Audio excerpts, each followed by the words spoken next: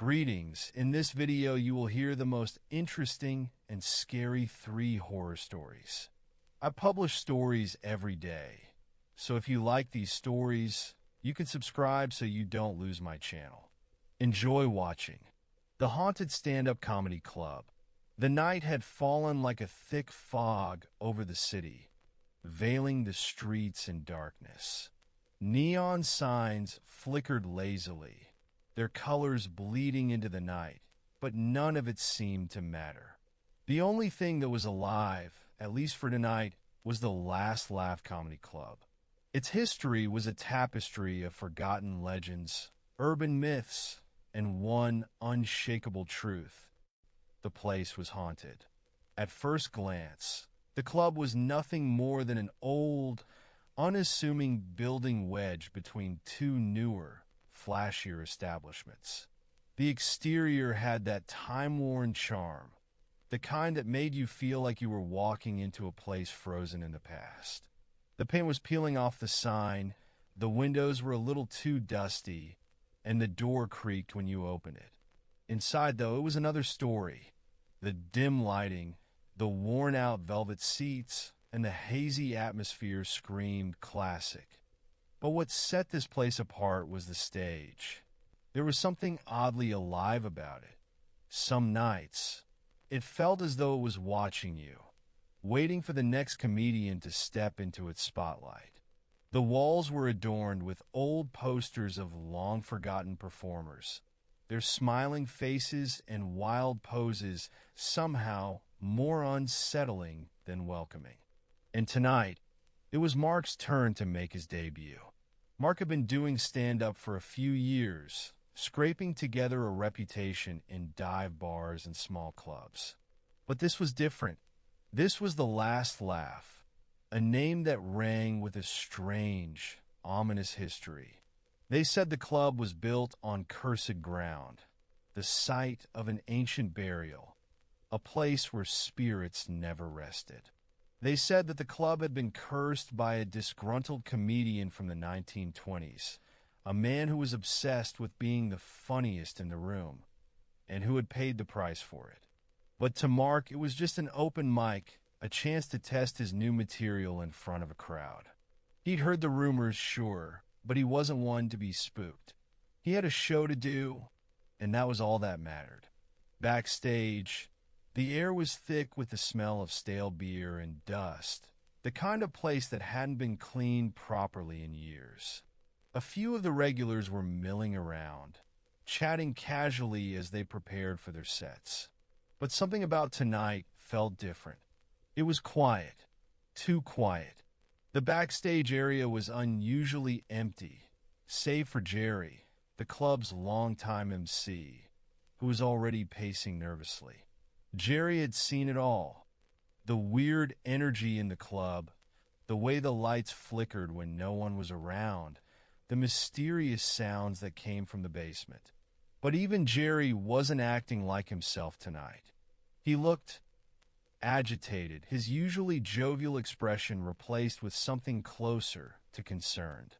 "Mark," Jerry said in a low voice, as if not wanting to draw attention, "you've heard the stories, right?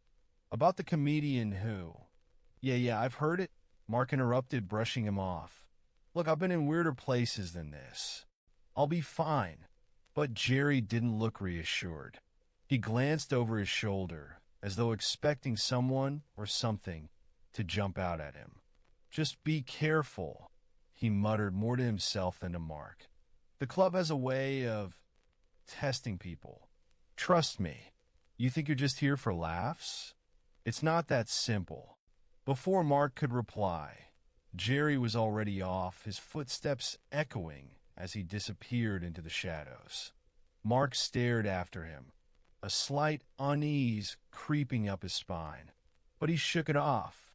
He wasn't here for ghost stories. He was here to perform. When Mark finally walked onto the stage, the lights hit him, blinding him for a moment. The audience, mostly regulars who had seen the club's infamous reputation, were seated at their tables, sipping their drinks, their faces unreadable. There was no applause, No warm welcome. Just an unsettling silence that seemed to hang in the air, thick and heavy. Hey folks, Mark began, forcing a grin. Let's get this over with, yeah? The crowd's eyes remained fixed on him, and he felt his stomach churn. There was something about the way they looked at him, something wrong. But he brushed it off, diving into his material. So, you ever notice how ghost hunters are basically the paranormal version of bad comedians? Like they just keep doing the same thing over and over, expecting a different result. Oh, look, there's a cold spot in the room. Must be a ghost. A few half-hearted chuckles from the crowd. The audience was staring at him intently now, each face unmoving, almost too still. Mark smiled nervously. Okay, let's talk about haunted houses. You ever walk into one of those places and just think, what kind of idiot would live here? Like no one ever says, oh, the place has a killer view. Yeah, sure, if the killer is a ghost. The tension in the room thickened. The laughter from the crowd was now a faint, hollow sound, barely audible, as if it was coming from a distance. Mark paused, wiping his forehead. It was cold, freezing. He glanced at the bar. No one seemed to be drinking. The bartender was absent, his station eerily untouched. All right, Mark said, trying to laugh it off. I get it. My jokes are killing, but I'm not that bad. Yet. The crowd didn't respond. Not a single person moved, their eyes still fixed on him. The silence was unbearable. And then the lights went out. Complete darkness. It was so sudden that Mark didn't have time to react. Panic surged through him, his heart pounding in his chest. He stood frozen, waiting for someone to say something, anything. But the silence that followed was deafening. Then the footsteps, slow, methodical. They echoed throughout the club, one step after another, growing louder with every passing second. Who's there? Mark called out, his voice wavering. Is this part of the act? Because boom. The stage lights flashed back on. For a brief second, everything seemed normal, the audience still seated, still staring at him. But something was wrong. Behind him, standing just off stage, was a figure. The man was dressed in an old-fashioned suit, his face gaunt and pale, with eyes that gleamed with a twisted, malevolent amusement. He wore a bowler hat, slightly tilted to the side, and his lips curled into a twisted grin that stretched far too wide for comfort. Mark's stomach dropped. This wasn't part of the act. The figure stepped forward, his eyes locking on Mark's with a gleam of recognition. Well, another brave soul takes the stage. I remember when I was the funniest guy in town. But now I'm just a joke. Mark's breath hitched. Who are you? The figure chuckled darkly. I was once the star of this club. A comic just like you. But my jokes? They were so bad they killed me. Literally. And now, I live here in the shadows, watching as others try to amuse a crowd that never laughs the same way again. Before Mark could respond, the figure pointed a long, bony finger at him. Let's see how well you handle the true test of comedy, boy. The joke's on you now. Suddenly, the audience erupted, not in laughter, but in mockery. Every single person in the room was laughing, but it wasn't genuine. It was cruel, hollow, the sound of the damned. The air grew colder still, and Mark felt a pressure in his chest, like the weight of 1,000 eyes were bearing down on him. Tell me a joke, little comedian. Let's see if it's worth laughing at. The figure spat, his voice dripping with malice. But the audience didn't wait for him to answer. They heckled him, not with words, but with glares cold and unforgiving. The figures sitting before him weren't even alive. Their eyes were empty, their faces twisted in unnatural, forced grins. They weren't just mocking him, they were feeding off his fear. Mark stumbled backward, his legs trembling. The figure on stage slowly advanced, its voice an oppressive weight in the air. "Run, comedian. Run while you still can. But remember this stage? It never lets go." Suddenly, the lights went out again. Story 2.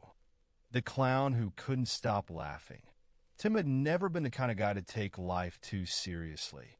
Whether it was at work, during a night out with friends, or just passing time at home, he was always the joker, the one who could make everyone laugh, no matter how bad the joke.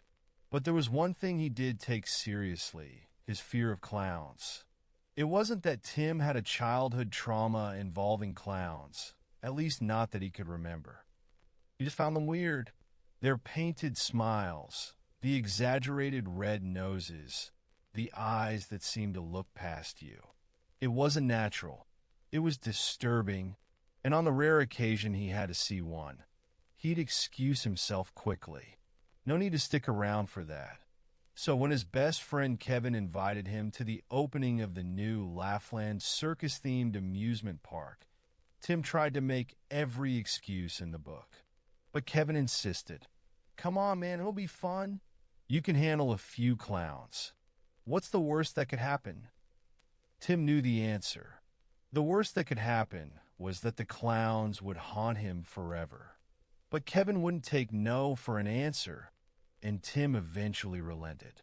They made their way to the park, which had just opened in a nearby rundown warehouse district. From the moment they walked in, Tim felt his nerves shoot through the roof.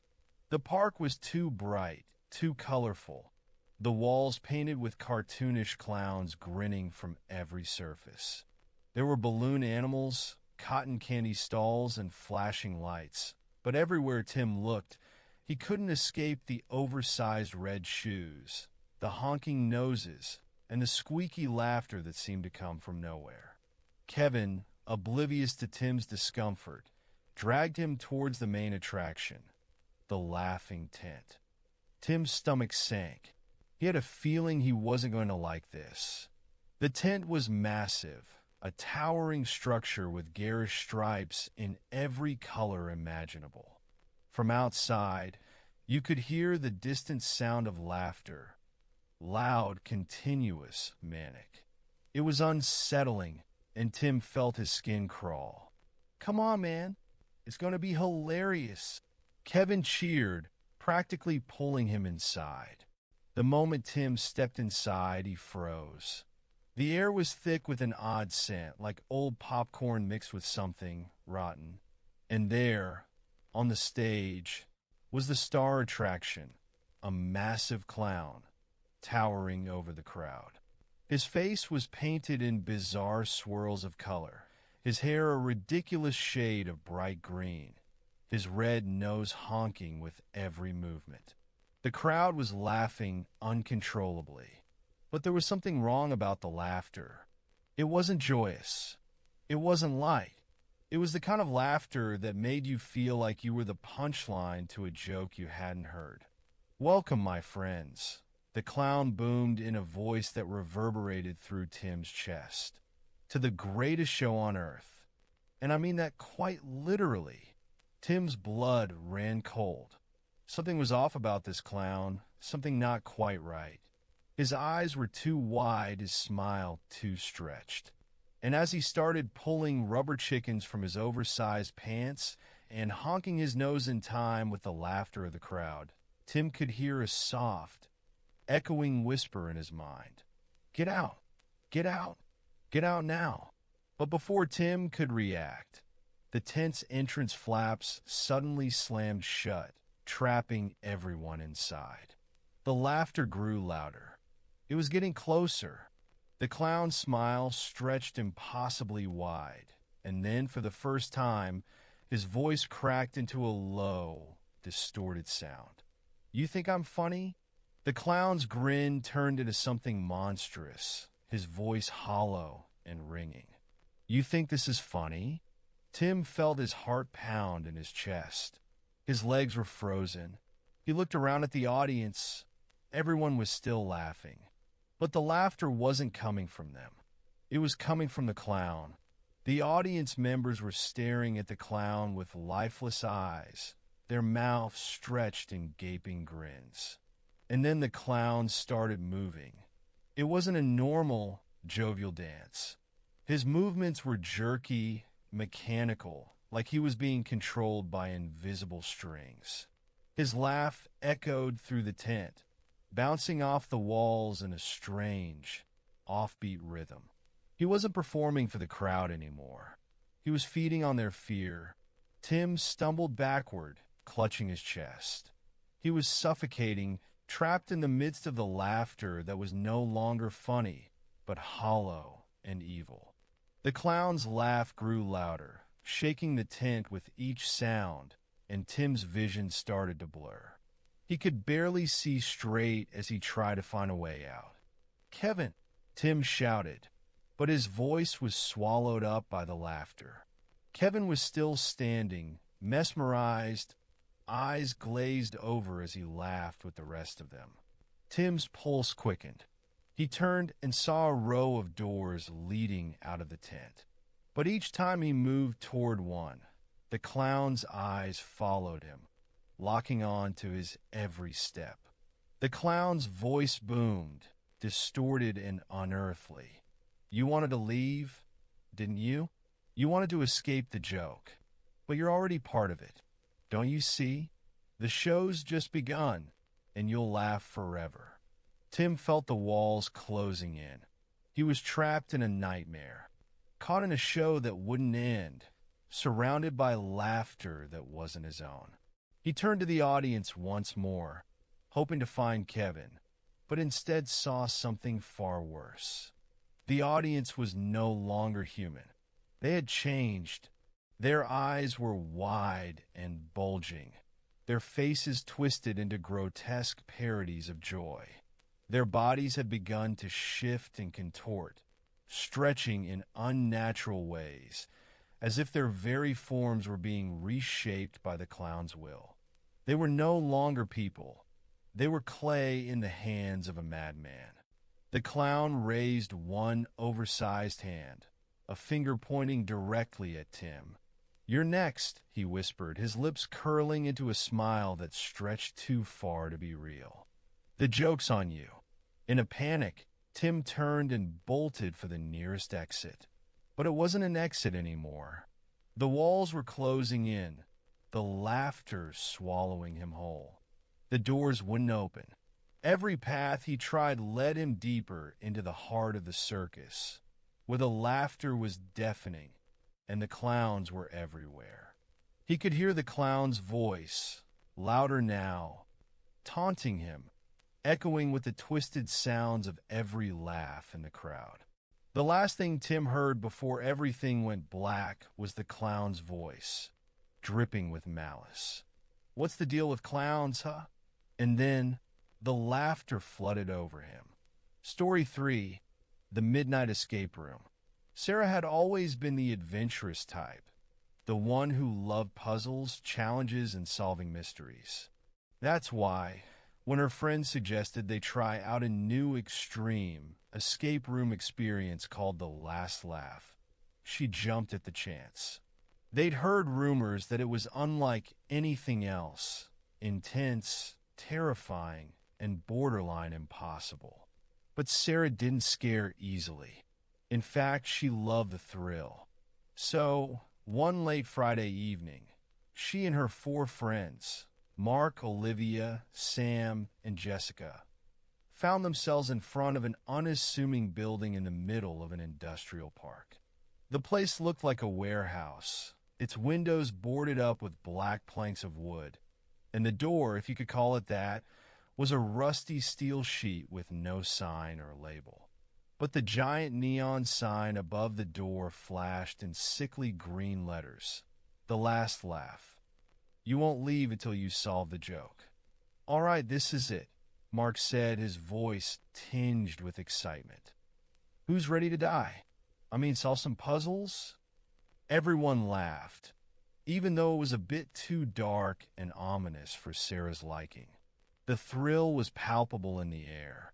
They had signed up for the midnight session, meaning this escape room would be even more extreme, or so the reviews had claimed. The website said, "Only the bravest dare enter." Will you escape the room, or will you become part of the joke? They entered through the steel door, and inside, the temperature dropped noticeably. The room smelled faintly of musty paper and old leather, like a dusty, long-forgotten theater. The walls were adorned with grotesque, painted clowns, their faces twisted in exaggerated grins. A large wooden table stood in the middle of the room, covered with old books, scattered pieces of paper, and strange trinkets. The air was thick with an unsettling silence, punctuated only by the soft hum of what sounded like an old projector running somewhere in the dark. A figure in a tattered jester costume appeared from the shadows. His face was painted white with a sharp, jagged smile that seemed to stretch far too wide, a nose too big to be real, and eyes that gleamed with unsettling joy. "Welcome," he said, his voice echoing in the cavernous room. "I hope you're ready for the ultimate challenge. But remember, the only way out is to solve the joke. Fail, and, well, let's just say you won't leave the same way you came in." With a theatrical bow, he disappeared into the darkness, leaving only the faint sound of his laughter echoing behind him. For a moment, the group exchanged uneasy glances, but Sarah, always the leader, rallied them together. "Come on, guys, it's just an escape room. We'll be fine. Let's split up and look for clues." But the moment they did, the lights flickered and the sound of distant laughter filled the air, soft at first, like a chuckle from the next room. And then it grew louder, more insistent, until it felt like it was coming from inside their own heads. It wasn't just the laughter of one person, either. It was many voices layered on top of each other, all laughing in different tones, some high-pitched, some deep, some maniacal. The sound echoed off the walls, surrounding them from all directions. "Okay, this is starting to freak me out," Sam muttered, his voice barely audible over the cacophony. "This isn't normal." "Focus," Sarah said firmly. "We got this. Let's just find the puzzle and solve it." As they searched the room, they noticed strange details. A clown figurine sat on the table, its eyes seemingly following them as they moved. An old movie projector hummed softly in the corner, casting faint, flickering shadows. The room itself seemed to shift. At times, it felt like the walls were closing in, and other times, it felt as though they were expanding, making it hard to tell where they were or how far they'd gone. The first clue came in the form of a note, hidden beneath a stack of books. It was written in messy, spidery handwriting, the ink bleeding into the paper. "Why don't skeletons fight each other? They don't have the guts." "Oh, what?" Olivia said, holding up the note. "Is this part of the joke?" "That's it," Sarah exclaimed. "The clue. It's asking us for a skeleton. Maybe there's something hidden around here that looks like one." They searched the room more frantically now, but as Sarah approached the bookshelf, she stopped. One of the books was slightly out of place.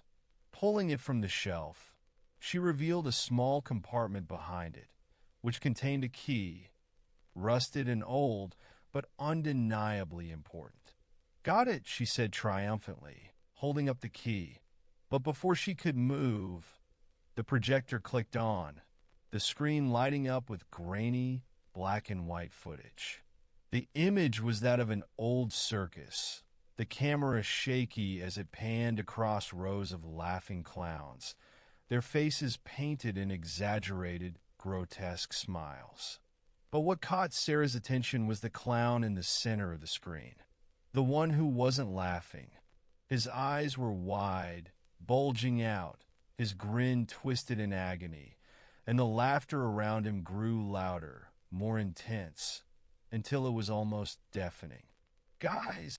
Sarah gasped. "Look at this. Something's wrong with the clown in the center." Before she could finish, the projector screen flickered and then cracked like shattered glass. A voice filled the room, distorted and warped. "You think you can solve my joke?" The voice was deep, distorted, and hollow, like the laughter itself had come alive. "You can't escape. You're part of it now." The laughter grew louder, engulfing them completely, vibrating the walls and the floor. Mark grabbed Sarah's arm, his eyes wide with panic. "What is going on? This isn't normal. We need to get out now." But as they turned to head for the exit, they found it locked. The room had changed.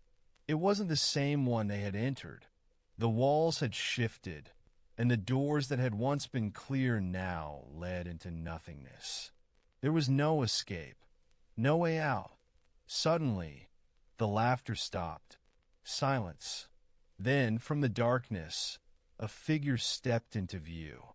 It was the jester, his grin now stretched unnaturally wide, his eyes gleaming with madness. "Welcome to my joke," he said, his voice a twisted echo. "The punchline? There's no escape." Before Sarah could react, he raised his arms, and the laughter, the insane, maniacal laughter, returned, louder than ever, shaking the very foundation of the room.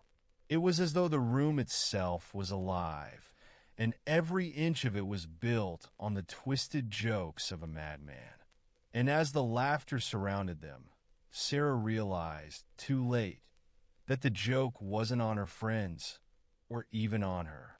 It was on all of them. The only way out was to solve the joke. But the punchline was this: they were the joke, and they would never escape. Not alive, not dead. They were part of the circus now, part of the joke, forever trapped in a room where the laughter never stopped. The sound of their screams blended seamlessly with the laughter, and it was hard to tell where one ended and the other began.